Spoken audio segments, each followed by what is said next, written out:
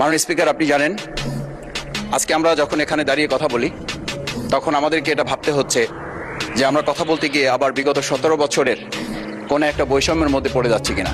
কিন্তু আমাদেরকে এটা ভাবতে হচ্ছে, আমরা যখন এখানে দাঁড়িয়ে কথা বলছি, আমাদের কথা বলার সময় শহীদ শরীফ ওসমান হাদি ইনসাফের পক্ষে কথা বলার সময় বলেছিল, আমার প্রতি যে জুলুম করবে আমি তার সাথেও ইনসাফ করতে চাই।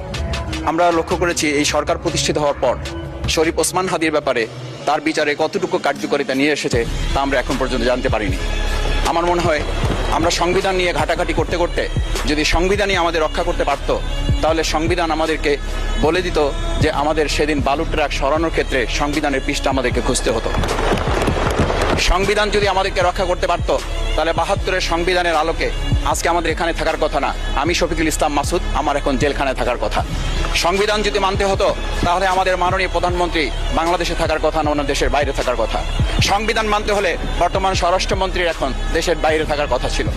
সংবিধান মানতে হলে যে বাচ্চাদেরকে আজকে এখানে শিক্ষা দেওয়া হচ্ছে, দীক্ষা দেওয়া হচ্ছে, কিংবা তাদেরকে কোনো কোনো ক্ষেত্রে জাসদের সাথে তুলনা করা হচ্ছে, সেই বাচ্চাদের নিয়েই আমরা এই সরকার দলের লোকদেরকে, সরকার দলের সম্মানিত নেতৃবৃন্দকে আমরা চোখের পানিও ফেলতে দেখেছি।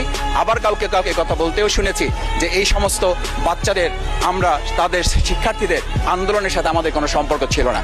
আমরা খুব লজ্জিত হই মাননীয় স্পিকার, আমাদের এই বর্তমান সময়ে আমরা যদি এটা খেয়াল করি যে আমাদের বাংলাদেশের এই বর্তমান প্রেক্ষাপটটা নতুন করে এখন যে গণভোটের যে আজকে ন্যায্যতা অন্যায্যতা, সাংবিধানিক পৃষ্ঠা, লাইন, অক্ষর, তারিকমা আমাদেরকে শেখানোর চেষ্টা করা হচ্ছে, যদি সেটা হতো তাহলে বাংলাদেশ জাতীয়তাবাদী দলের সম্মানিত মহাসচিব তিনি কয়েক হাজার পুলিশের বেষ্টনীর মাঝখানে একা একটা মোবাইল নিয়ে তাকে আমরা দাঁড়িয়ে থাকতে দেখেছি, তখন সংবিধান আমাদেরকে রক্ষা করতে পারে নাই। কারণ স্পিকার, আমি 350 মামলা নিয়ে 7 মাসের ব্যবধানে, আপনিও আমার 2-1টা মামলাতে আপনি আমাকে সহযোগিতা করেছেন, সেটা এই সুযোগে ধন্যবাদ জানাতে চাই। আমার 350 মামলা জামিন করতে 7 মাস সময় লেগেছে, আমার বের হতে সময় লেগেছে 4.5 বছর। আমি সেই 4.5 বছরে 3 বার রিয়ারেস্ট হয়ে 2 বার গুম হয়েছি। আমি তখন ডিজিএফআই, এনএসআই, ডিবিএসবির কাছে জানতে চেয়েছিলাম, আমার সামনে দিয়ে বড় বড় নেতারা বের হয়ে যাচ্ছে, আমার অপরাধটা কি? তখন বলেছিল তারা হুমকি না, হুমকি হচ্ছেন আপনারা। আমাদেরকে যখন শেখ হাসিনার শেষ সরকার নিষিদ্ধ করেছিল, তখন তারা 14 দল মিটিং করে বলেছিল এই জামাত শিবিরই হচ্ছে সবচেয়ে বড় সমস্যা, তাদেরকে নিষিদ্ধ করলে এই আন্দোলন থেমে যাবে। আজ একটা কথা পরিষ্কার বলতে চাই, এই গণবিপ্লব নিয়ে আমাদের মাথা ব্যথার মূল কারণ হচ্ছে এখানেই শেখ হাসিনা আমাদেরকে যথার্থ টার্গেটটা করেছিল। সেই টার্গেটের মূল লক্ষ্য ছিলাম আমরা। আমাদেরকে বলা হয়েছিল একটা গুলি করলে একটা সরে বাকিগুলো লড়ে না, সেই লড়ে না লোকগুলো ছিলাম আমরা মাননীয় স্পিকার, যার কারণে আমাদেরকে তারা ভয় পায়।